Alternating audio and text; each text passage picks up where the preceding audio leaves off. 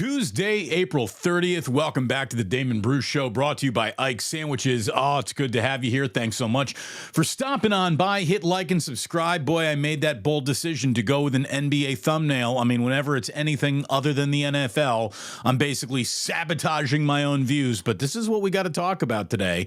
And instead of like leaning into, well, what do you think then the 49ers are going to do now? I thought we'd actually talk about what else is going on in sports. So I hope that's cool with you. Again, thanks so much. Like, subscribe, notify, all of those good things as it continues to grow. Thank you so very, very much. You know, as the thumbnail suggested, though, April showers. Hit the showers, boys. You don't even make it to the month of May. The NBA has lost the three biggest faces of the league, basically as the playoffs are beginning. That can't be good for overall business. It really can't be. Father Time has been rough on the old guard since the NBA's playoffs have begun. I mean, technically, Steph Curry didn't even make it into the playoffs, but we saw a little bit of the play-in Steph, and he was the first out. Then you had Kevin Durant, the Phoenix Suns, getting swept. They're gone. And last night, thanks to a really good game out of Jamal Murray and a dagger bucket, I mean, big shot, Jamal Murray, the Lakers are done. LeBron and AD are done for the rest of the season, and LeBron might actually be done in Los Angeles with the Lakers. Now, there's a lot of moving parts there. We'll see. Even if he becomes an unrestricted free agent, you know, we sort of know that it's not like LeBron is looking to be recruited anywhere. It's not like anyone can come in and sell LeBron what his future might look like with them. He's going to make the decision to either restructure, stay in LA, have his son join him there, or maybe join his son in another team that drafts his son. But LeBron, even though, you know, he remains in full control of what is going to happen to him next. And by the way, there isn't a single team that wouldn't be very interested in being in the LeBron James business should he want to bring it to their town. Now, I also think that the Lakers are going to remain in the LeBron James business. But the fact that all three of the biggest faces in basketball are done playing this year just cannot be good for the NBA, the overall interest, bringing in the casual fan. And when you look around this league, you know, who is even a contender, an honest-to-God contender to be a face of this league? A couple of years ago, I would have said Ja Morant has maybe more of an opportunity to become the next face of the NBA, even with his eensy-weensy, teeny-weeny little market size. That's how electric and mesmerizing he is as a player. But Ja Morant, beyond being in Memphis, which is kind of you can't be the face of the league from Memphis. It's just the way it goes. He sabotaged himself, obviously. Giannis is in Milwaukee. And that hurts Giannis's chances of being the face of the league, as does the fact that he's foreign-born. He might be charming as hell, but the face of the league very rarely comes in from another country. You know, Dame Lillard, Portland and Milwaukee, he's kind of been subdued in terms of his star power based on the locations his star power generates from. And now that he's in Milwaukee, that's not changing. And oh, by the way, both Dame Lillard and Giannis are like questionable to play again. And the Bucks are done. Like the Pacers are going to win that series. So any chance of those guys had of becoming like a face of the league going forward is pretty much going to get Indiana Pacered right out of the playoffs in another game or two at best. A guy like Anthony Edwards in Minnesota is just, you know, this is a number one overall pick. This is an incredibly talented guy who is scoring in the 30s every single time I look up now in the playoffs. He's got a great big personality on him, but unfortunately, it's Minnesota. You don't get a lot of faces from the league coming from Minnesota. Let's be totally honest. So, you know, you look around. I think that the Oklahoma City Thunder are like one of the most interesting young teams in basketball. And Shai Gilgeous-Alexander is unbelievably talented, as is Chet Holmgren. But the problem is you walked up to most people in America and say, tell me who Shea Gilgeous-Alexander is or who Chet Holmgren is, and most people wouldn't be able to tell you that they're even basketball players, to be completely honest. You know, if you are a fan of basketball, these guys totally appeal to you and you're very interested. But the casual fan, the person who's just out there, maybe going to watch, maybe not going to watch, depends on who's playing, they ain't sticking around for your Chet Holmgren, Shea Gilgeous-Alexander duo. You know, I look at Boston. Got a major market. You got all of New England. You got the Eastern Seaboard. You got the NBA's media just sitting, you know, right there wanting to tell you how good the Celtics are at all times. And they had a very good season. And Jason Tatum is a very good player. Jason Tatum could get the words, "I'm interesting," I swear to God, tattooed on his forehead, and he still wouldn't be interesting. No one would buy it. Jason Tatum, in terms of star power, to be honest, really good basketball player. Star power, he tops out as a regional Dunkin' Donuts pitchman. Jason Tatum is not about to become a household name or face of the NBA. I don't care if he's wearing Celtics green and white or not. Jalen Brunson. Jalen Brunson's got all kinds of attention on him in the Knicks right now. They can put the 76ers night-night with one more win. But Jalen Brunson, honestly, he would be unrecognized by most of America. A couple of years getting these kind of accolades and having this level of success could turn Jalen Brunson into more than he is now, but ready to be the face of the NBA? No way. No way. Not Jalen Brunson. Well, what about Zion? You know, Duke, all of those high school dunk videos and how popular he was. He has basically eaten himself off the court, which has taken himself out of the relevancy that we see. And now that he's finally got his act together, unfortunately, he's always hurt. He's never going to be out there long enough to really capture anyone's imagination, I'm afraid. So, you know, he's also got New Orleans not being a huge market working against him. So it ain't going to be Zion. Chicago obviously has the city size, the market size, and the platform, but they have no player who could even pretend that they could possibly contend to be a face of the NBA. The Clippers, again, you got that Los Angeles platform, and Paul George, really good, and we know, Kawhi Leonard. I'm going to tell you right now, Kawhi Leonard hasn't sold an actual basketball ticket since he left Toronto. And if you did buy a ticket to see Kawhi Leonard play that night, chances are it was a DNP and you didn't actually get to see him play. Kawhi Leonard, great basketball player when healthy, went out there. Boring as a middle school play that you don't have a kid participating in. Like you're just a random person walking in to see a middle school play. You're going to be like, get me out of here really fast. That Kawhi Leonard, great player. Nobody cares. Nobody cares. This leaves us basically with Luka, Joker, and Victor Wembanyama, right? Those three guys. And for those who are saying, what about Jimmy Buckets? Out of sight, out of mind. Sorry. Not there. Miami's a nice little platform town, but it ain't going to be Jimmy Buckets. He's not the face of the NBA. Come on. Luka Doncic, Nikola Jokic, and Victor Wembanyama. Again, all of these three guys would be battling the uphill fights of being foreign-born and the fact that we're in, I don't want to say like less than markets, but the truth is Dallas is more about football than it will ever be about basketball. So Luka, even though he's in a big city, doesn't play the right sport to garner that much attention, but he's phenomenal.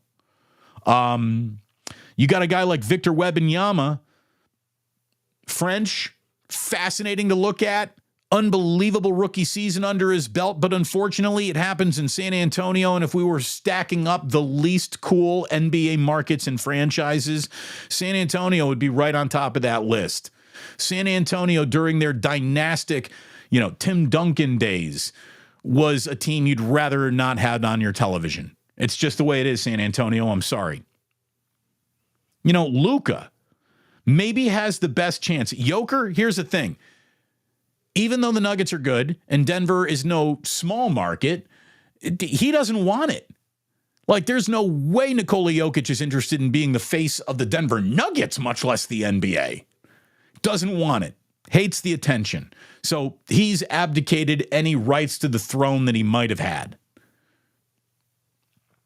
And this leaves the NBA in a situation where they are literally going into their play. We haven't even gotten to May yet.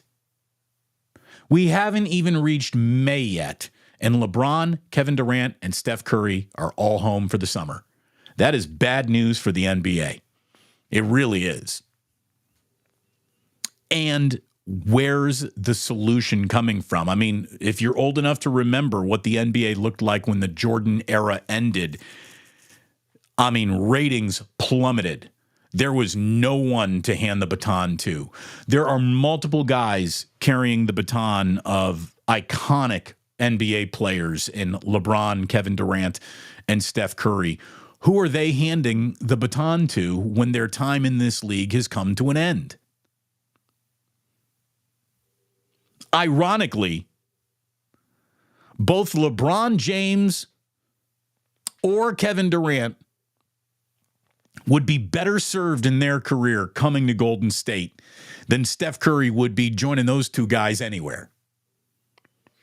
The Warriors, the Lakers, and the Suns are all sort of in unique situations where they're trying to hold on to something that might be good, is definitely expensive, and isn't really working. Now, that happened in year one for this Suns experiment because everybody involved is soft.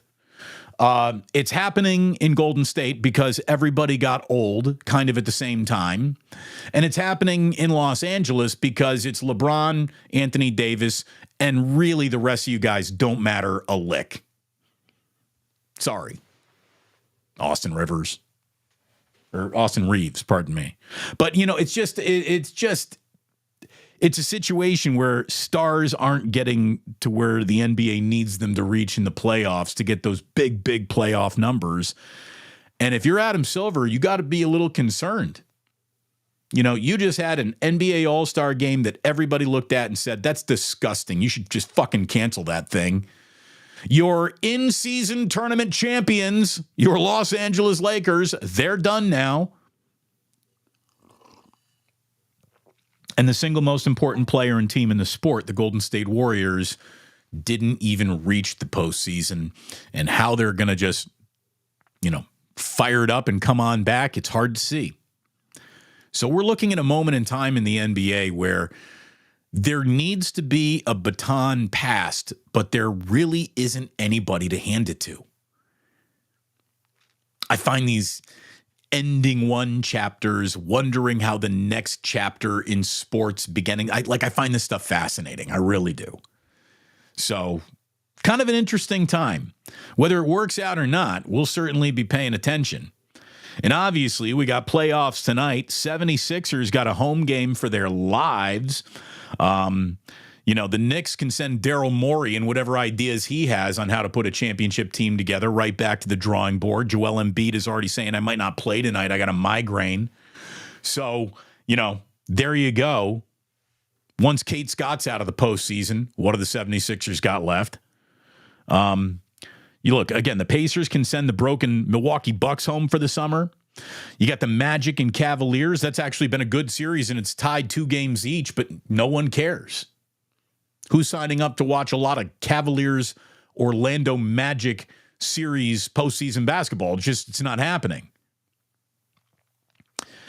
Interesting stuff going on in the NBA. Kind of watching it age out and break a little from what we used to know, and you turn around, who's going to pick up the mantle? Who is going to take this league over? And it's a whole bunch of probably not going to happen, probably not going to do it, and unqualified. So everywhere you look, the NBA is in a little bit of trouble. Their major marketing apparatus is so focused on just LeBron James almost for the last 20-ish years that they're ill-prepared to turn around and sell the next whoever, whatever. And the next whoever, whatever, going to be measured directly against LeBron or Steph, that's like unfair. It's like those guys constantly measured against Michael Jordan. It's unfair. You're not even anywhere in a conversation with him until you maybe get 15 to 20 years into your career, and then we can say, all right, let's start adding shit up. It's tough. It really is.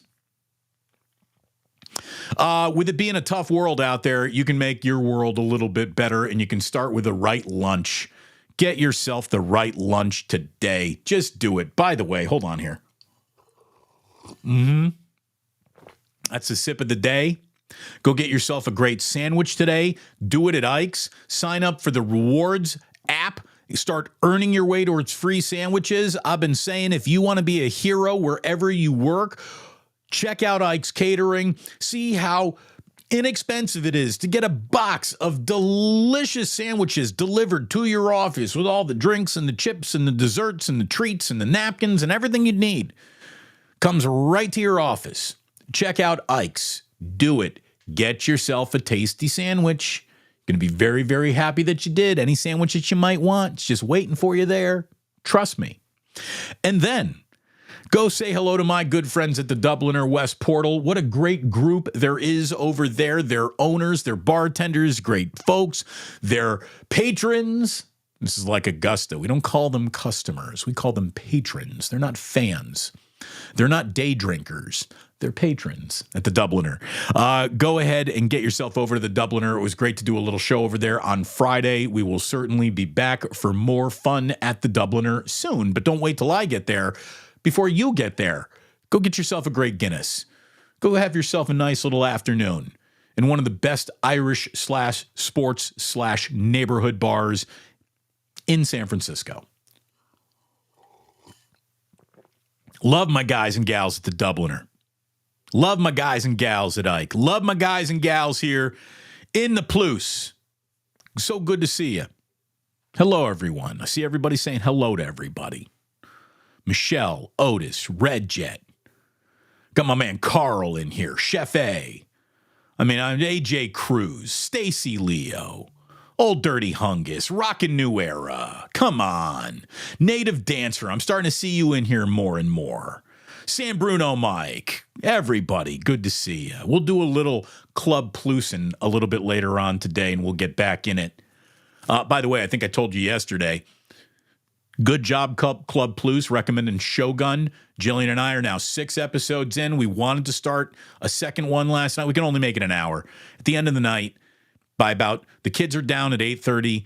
We put on Shogun around 8:35. By the time 9:35 rolls around, we're like, wow, that was a great episode. You want to do another one? And we're like, who we kidding? We're not making it to 10:30. That ain't happening.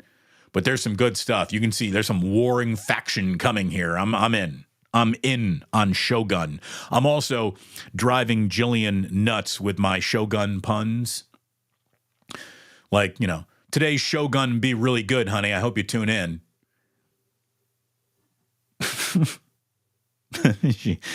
I'm driving her nuts. Hey, you sure gonna have a great day? You sure gonna have a great day at work, honey? Shogun that.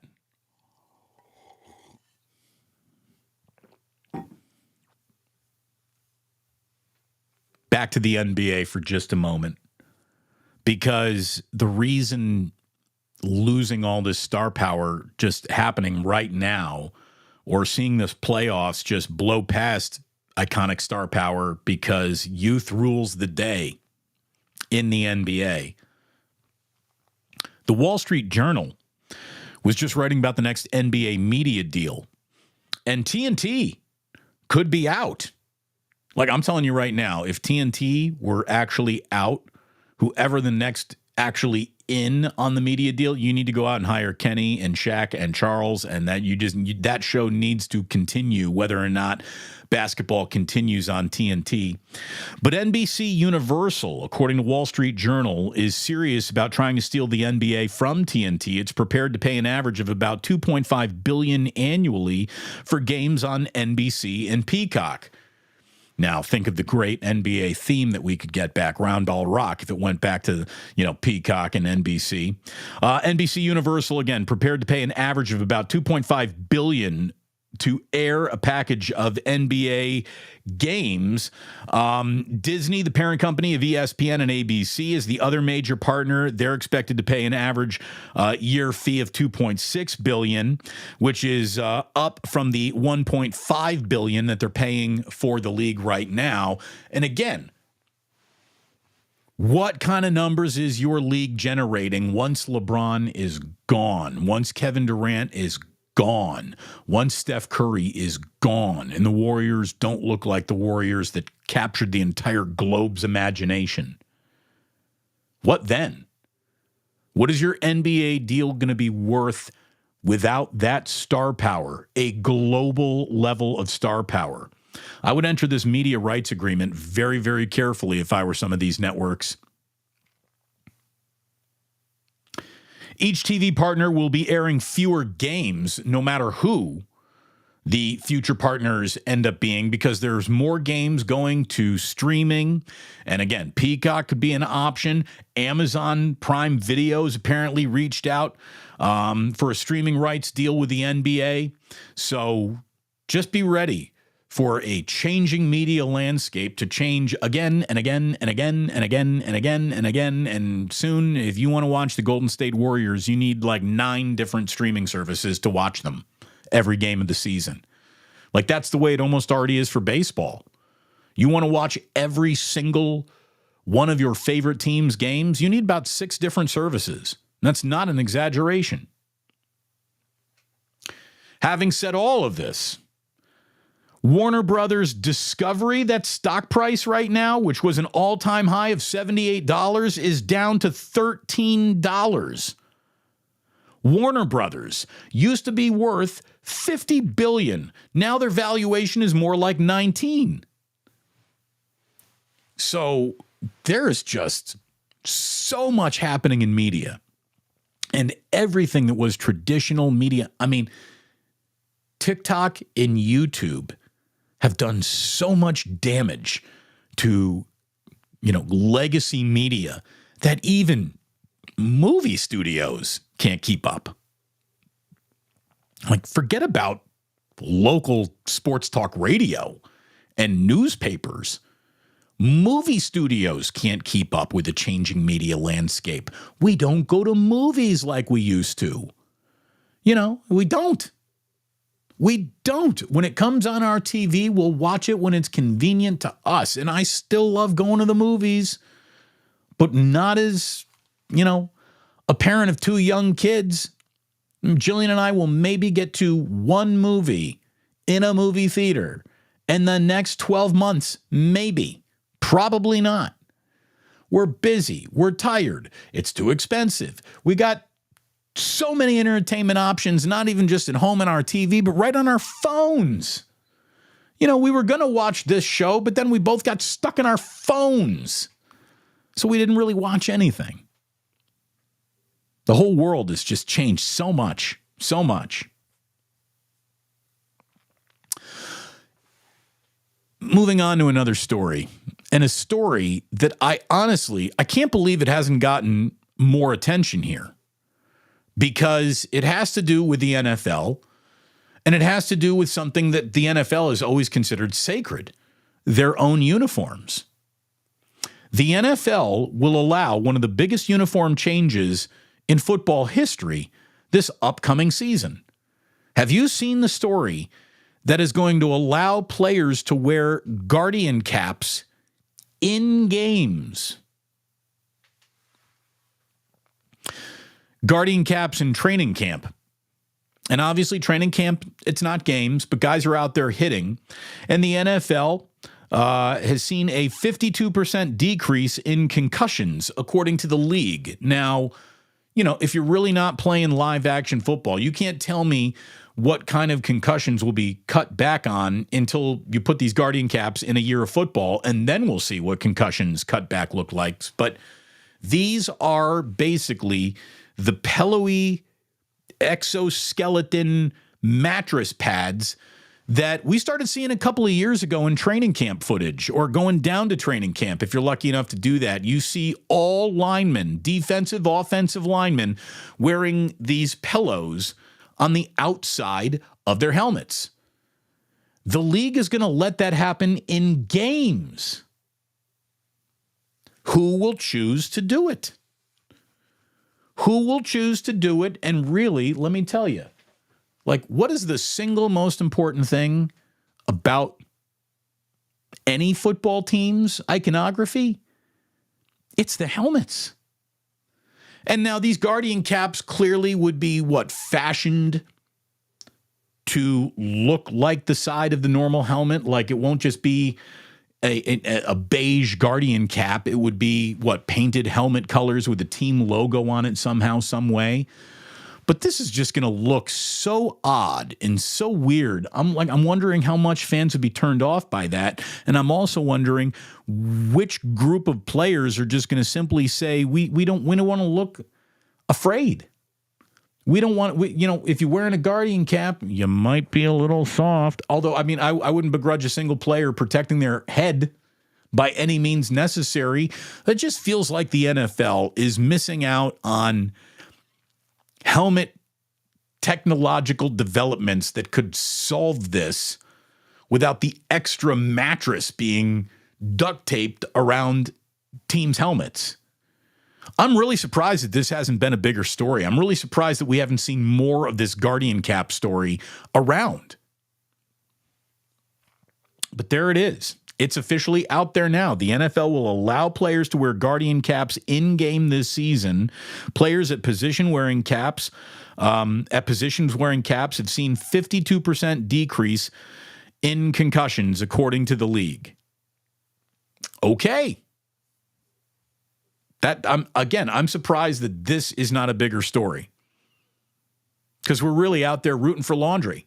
We are. We love ourselves football uniforms. Oh, I know I do. I know you do. We love football uniforms. We love football helmets.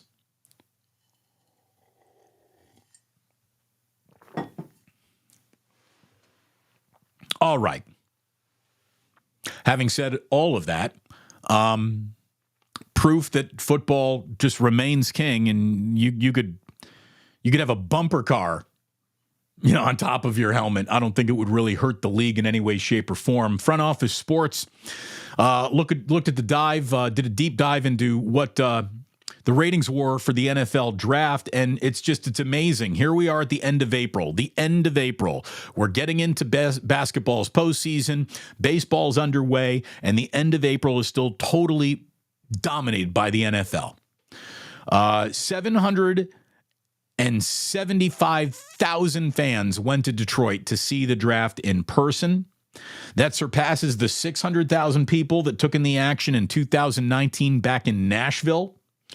The draft's first round drew an average audience of 12.1 million viewers. That's up 6% from last year's opening round. So we are showing up, 12 million of us, to watch a list of names being read. It's amazing. In 2020, the NFL released its schedule right after the draft and has pretty much followed suit since. So our next big day in the NFL can maybe be inferred by what we've seen.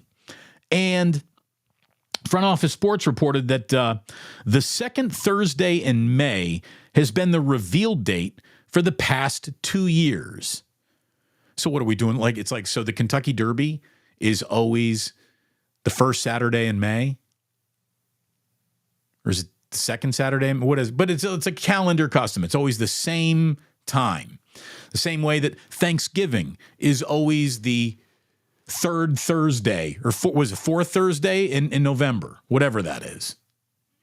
So if this indeed, the league follows suit, and it happens the second Thursday in May, we're talking about May 9th.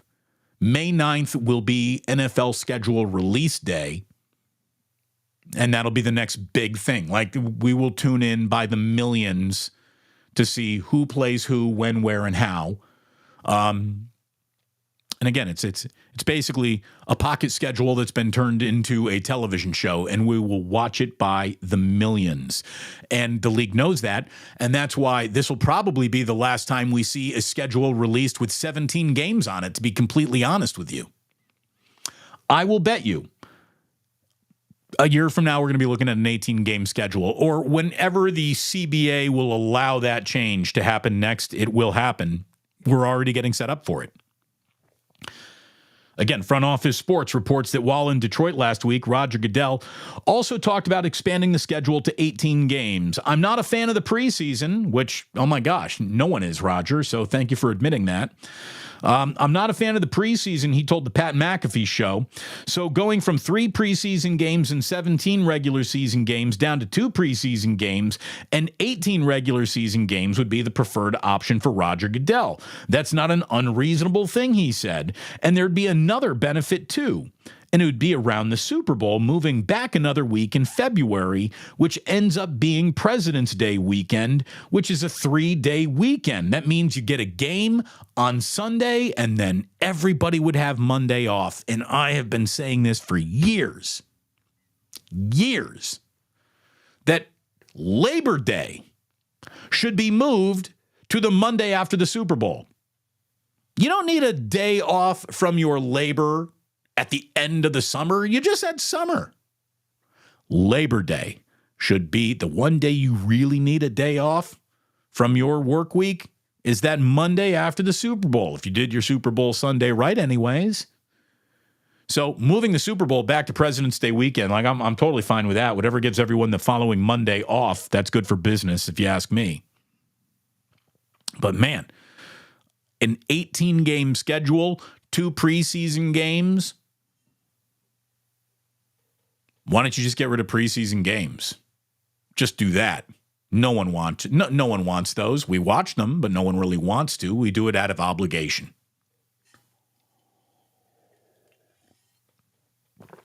Coaches, Kyle Shanahan has said he thinks that the joint practices are so much more valuable than preseason games. And to the teams they are, to the coaches they are. Another little just thing about the 49ers offensive line that I thought was kind of interesting, because a lot of fans are still upset that the 49ers didn't prioritize offensive linemen more than they did in this draft, wanting to trade up for that big tackle. It didn't happen, even though they did select some offensive linemen in the draft. Still not enough. A lot of interior linemen.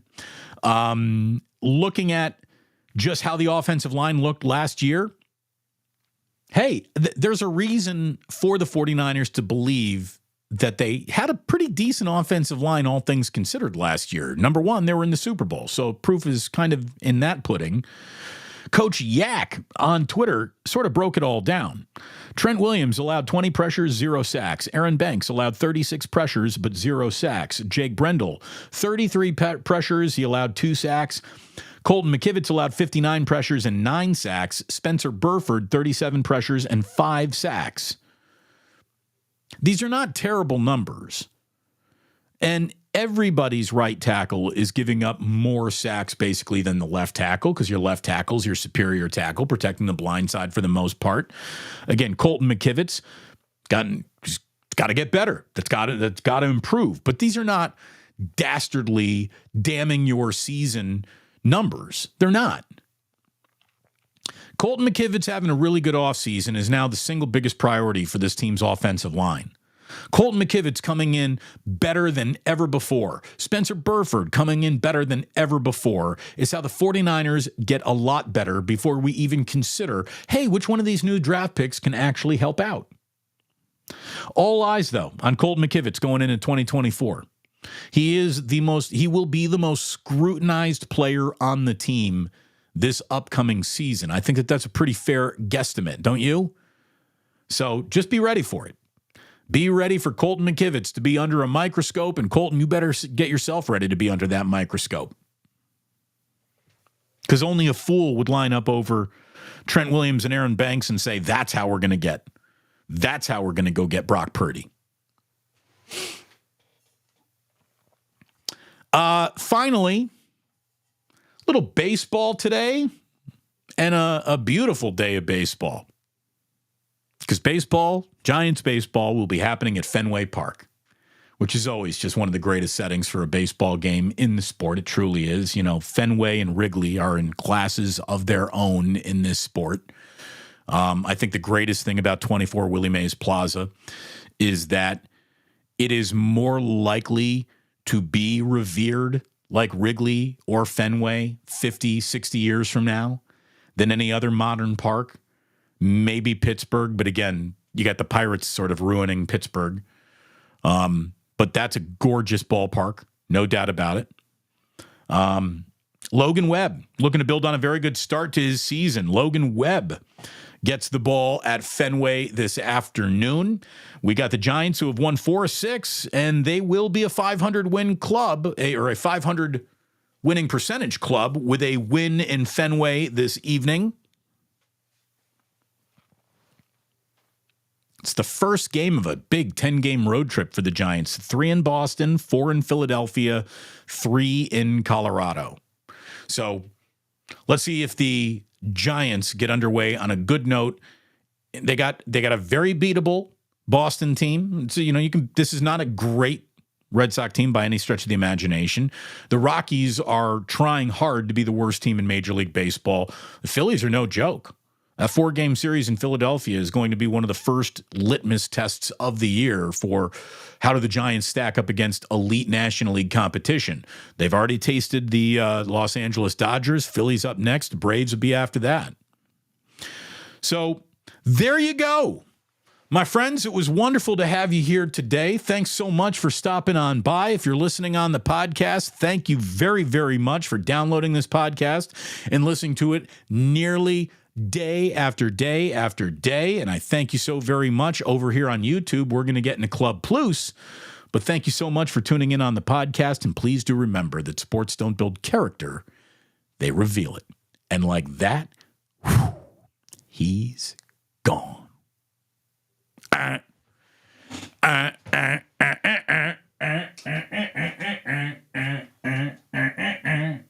Disco ball goes in, squeaky, squeaky. All right, hold on. Let me get sexier.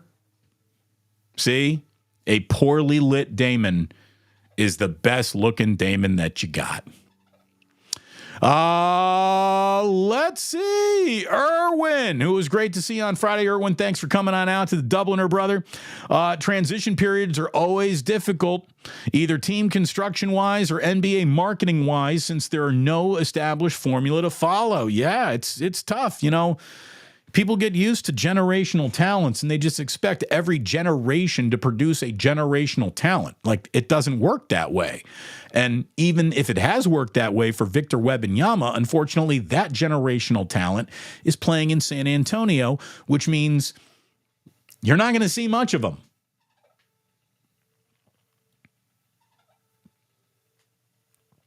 Let's see. Stevie P says, Ikes, I am going. Good. Get yourself a sandwich at Ike's. Get yourself a Damon Bruce today. You'll be happy that you did. Would we have over? Sip of the day, the over hit. Congratulations if you were loading up on the over.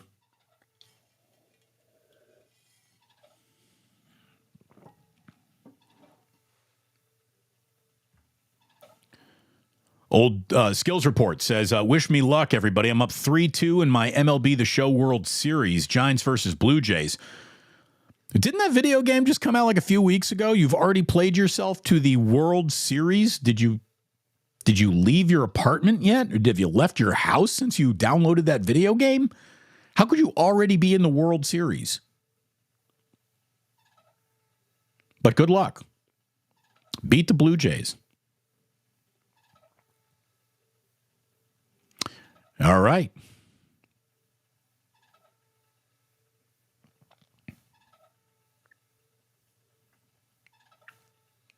What do we got here? Isaiah Sports Coverage. Just because the Warriors didn't make the playoffs don't mean you got to be salty about it or hating.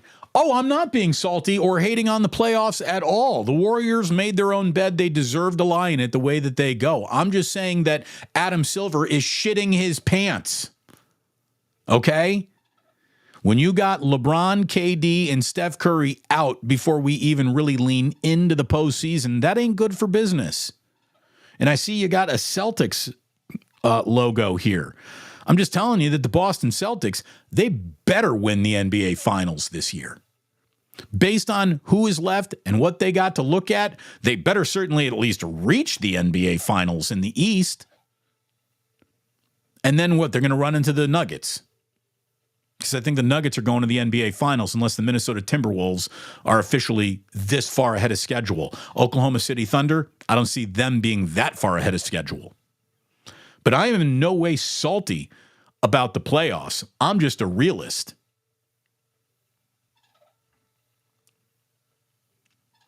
CR Brum 91 Shogun is sick. Absolutely it is. It's fantastic. It is really well done. Damon Bruce is John Blackthorne. Well, thank you, Red Jet. You call me English. It's full of great characters. I don't even know who that actor is. I've never seen him anywhere before. Guy's been fantastic. It's really good.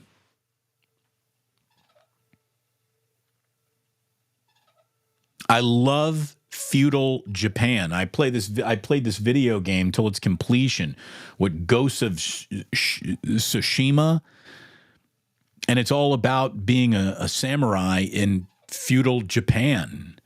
And it's a gorgeous video game. It looks beautiful, and because of that video game, I'm actually more familiar with Japanese geography and topography than I was before I started playing that game. So I recognize an awful lot of like these castles that they're talking about and these different regions that they're talking about thanks to that game. But I absolutely love it.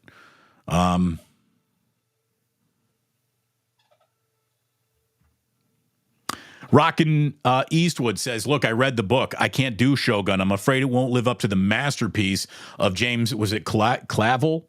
Well, look, we all know this. The book is always better than the movie. The book is always better than the movie. But I'm going to tell you right now, I don't think you'd be disappointed because probably more than anything, Game of Thrones allowed Shogun to happen in the broadest, deepest way. You know, you can go backwards in times and look at family lineages and old rivalries, and Game of Thrones allowed Shogun to roll out the way that it has so far in this series. People are now more prepared than ever to digest these epic, covering decades in both directions, tales. And so I think Rockin', I think you'd be into it. Again, I don't think that you would watch Shogun and be like, oh, they bastardized this book. It's awful. It doesn't represent anything. No, it absolutely does. It's good.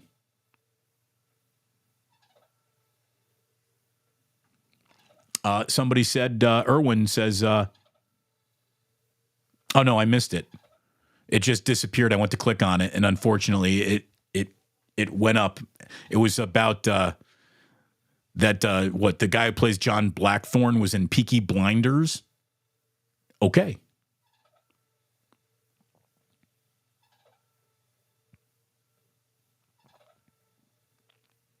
What else we got going on here in the chat? Let's see. Again, I keep Peacock for cycling. Oh, we got a big Tour de France guy? We're going to have to get some Tour de France updates going again when that officially starts. Although the best part of the Tour de France update was the Ça Plan pour Moi, which was the one song that I would play that Ratto liked enough to where he didn't mind that segment. He also liked me mispronouncing a whole bunch of French provinces. I know that he always liked that. Ratto always took great delight in my shortcomings and my failures, which is why we got along great.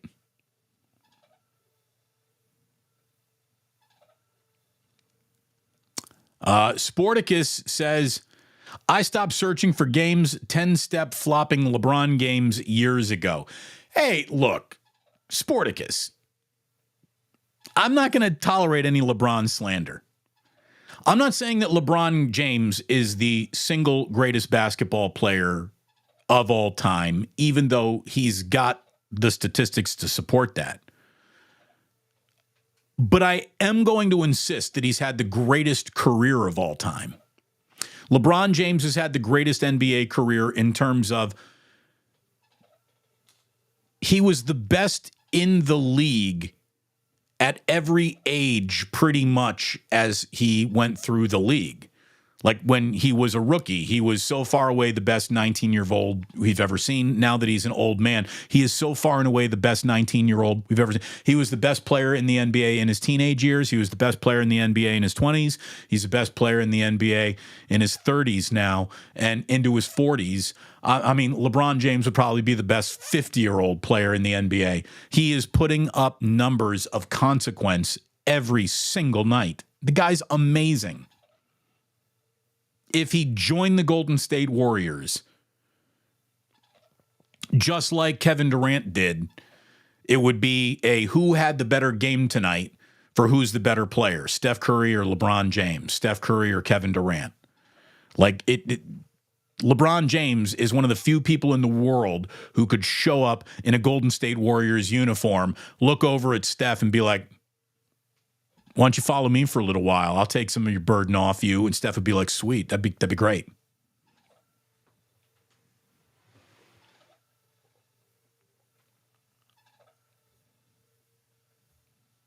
Warner Brothers. Ba-da-ba-ba-ba. That's all, folks. Yeah. It is a changing media landscape. I mean, we don't even need movie stars anymore. People, congratulations. 100, several million people went out and watched this movie star open this particular movie. Meanwhile, there is a video that is trending on TikTok that's been viewed 600 million times, and it's got a 3-year-old kid in it shoving a pie in his face. Like that 3-year-old kid shoving a pie in his face is doing more business than Leonardo DiCaprio and Martin Scorsese. That's tough to compete with. The kid in the pie. I don't know where it came from, but I'm glad it's here today. SF Indigo just giving me a Leroy Jenkins. Still one of the great moments in internet history. Damon, was your last movie Barbie? Yeah. Yeah. The last time Jillian and I were in a movie theater together, it was Barbie. We were going to do Oppenheimer, didn't make it. There was something else that came out recently where we were like, yeah, let's do that, and didn't make it.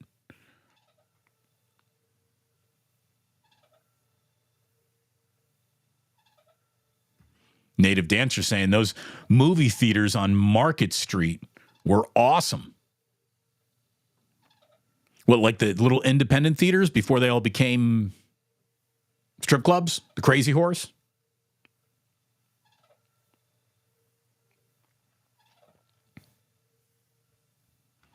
Leslie's like, it's because most movies these days are garbage. It's either action or a comic book. TV shows are far superior. Look, TV shows certainly go out of their way to tell more stories. It feels like you can't get a movie made unless it's got some big intellectual superhero property kind of attached to it.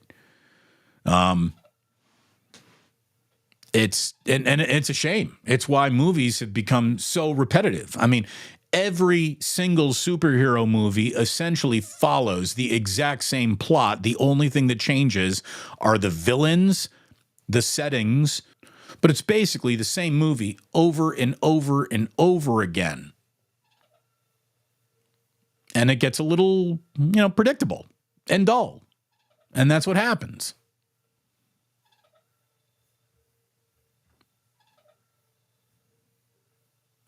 All right, what else we got going on? Erwin saying, my Guardian cap is made out of aluminum foil. Oh, put the foil on, baby. Put the foil on.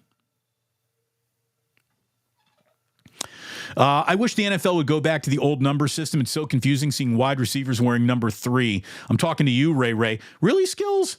You're having trouble keeping up?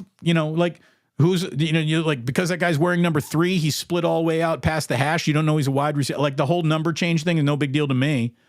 I got no problem with that at all. But if it bothers you, it bothers you. It can't, we all have weird things that bother us.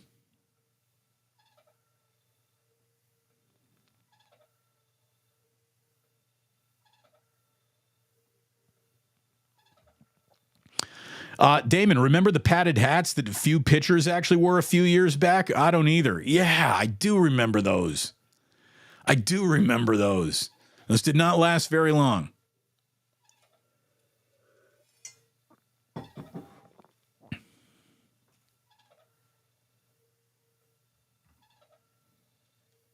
Skill says, we're not seeing the Guardian Cap story because everyone's talking about fixing the baseball uniforms by Nike and Fanatics. Again, how does Nike screw these up in the first place?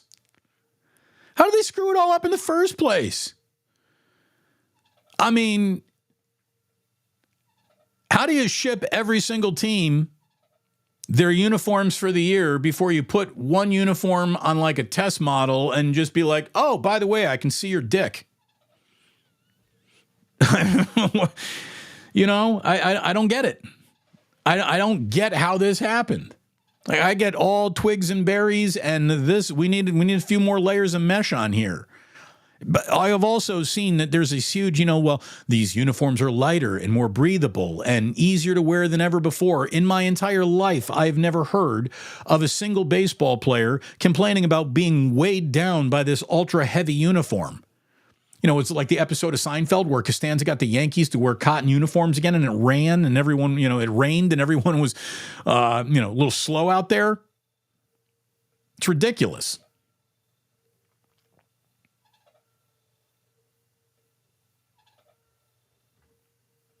Look, I wouldn't begrudge anybody for wearing a Guardian cap. Tim says, better to be perceived as soft now and still living a healthy, concussion-free life later on. I hear you, but I'm just telling you, I just don't. The attempt to make football safe is kind of a futile attempt. There's always going to be something out on that field that's going to do serious damage, really hurt somebody. The best way to avoid injury in football is to not play it.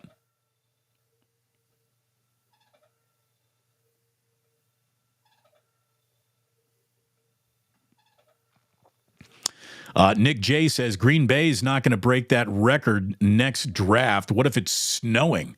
Don't have it in cold weather cities. I'm going to tell you right now that Green Bay and the state of Wisconsin is going to be so excited. I don't know where you're going to put that many people in all those hotel rooms, but there was a picture of like, here's Wisconsin. Yesterday, it was 78 degrees and lovely. The very next day, it was snowing. So, yeah, be ready, Wisconsin. You are putting the draft in a cold weather spot for sure.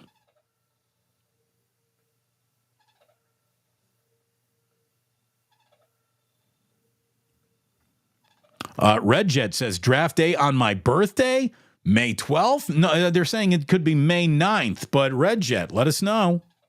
Very excited.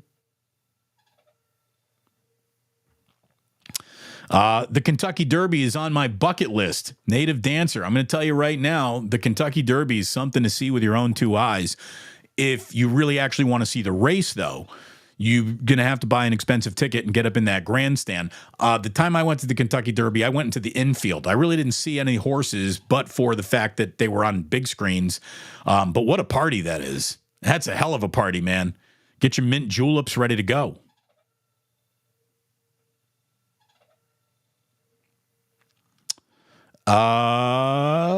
What else? You could fill you could fill these helmets with marshmallows. A little something to snack on, Chef A. The NFL brought to you by the Stay Puft Marshmallow Man. Otis is definitely right here. That 18-game schedule is inevitable.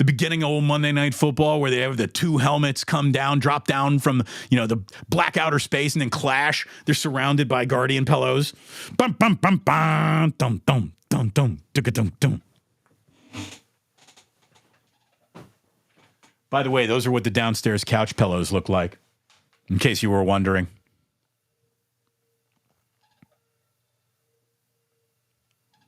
Yeah, you know what? Porzingis did get hurt. Porzingis got hurt. Celtics should still be able to get past the Miami Heat. What else? What else we got? Again, Chef A, Damon, giant-sized marshmallows on your head. Ozzy and Jack, they could use it too. Let me tell you, those kids should be surrounded in marshmallows because they bump into everything. Like I was there was some potty training going on. I saw Ozzy's legs the other day. He's got more bruises on his legs. His legs look like he's been a tackling dummy. The kid's just black and blue. He looks like a cheetah.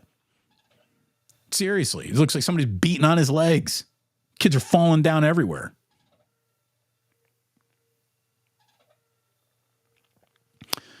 What else have we got here? Sporticus says Franklin on Apple TV is good too. I don't know what was it like Benjamin Franklin? I didn't even know. I'll say this, Apple TV, I thought it'd be bigger than it is. I don't know. No one's like, you gotta have Apple TV. Like ever since they had the, what was that? The Ted Lasso. That's pretty much all that has ever really captured the global imagination over on Apple TV, right?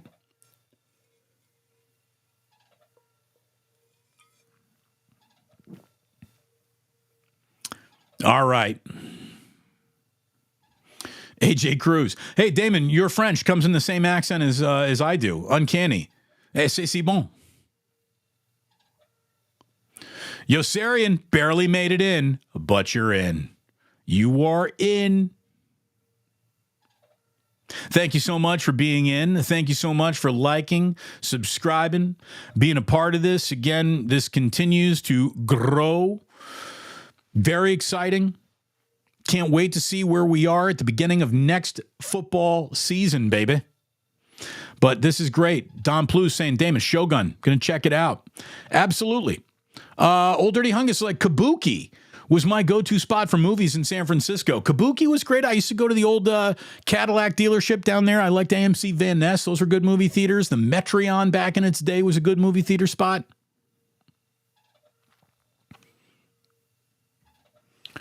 Got our man Postman. Damon, I think Anthony Edwards is going to have a real coming out party in the Olympics this summer. He potentially has a chance to be the face of the league in the future. Hey, we'll see. But he's got the talent and he's got the game that's going to certainly let people lean into it.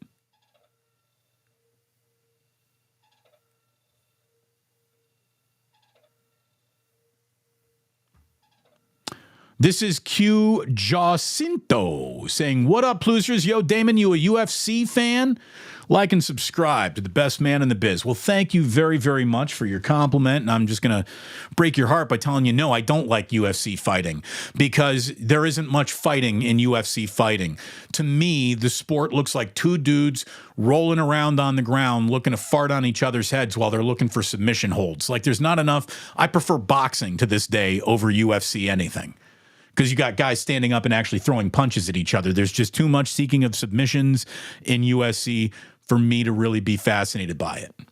So, sorry.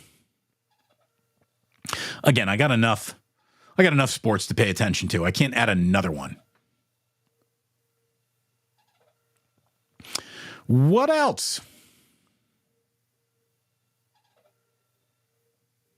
My friends, I think that is about it. Irwin saying, Yaz will probably last through the Boston series, then return to his norm. Hey, go to Boston and have a great series for your grandpa. That'd be great.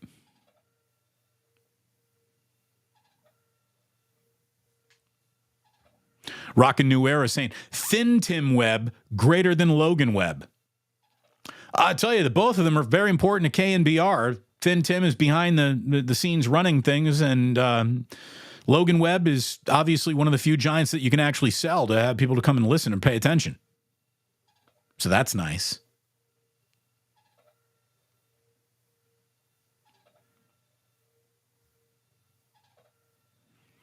I think that's it, kids. Oh, everybody liked the new helmet. Everybody liked my Guardian cap. Damon, get some duct tape and just helmet up the caps. Could have done that. Again, no duct tape here in the studio. Actually, that's not true. There's a roll of duct tape right there. I'm not going to do it because I would be the kind of guy who had the duct tape stuck on the back of his hair, and then when I went to take it off, I'd rip half the hair out of my, I'd have a bald spot.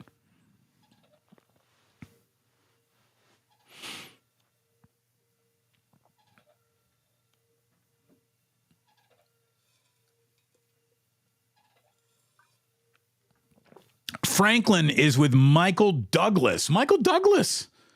Last time I saw Michael Douglas in anything, he was playing Liberace, right? So, okay. Very good actor.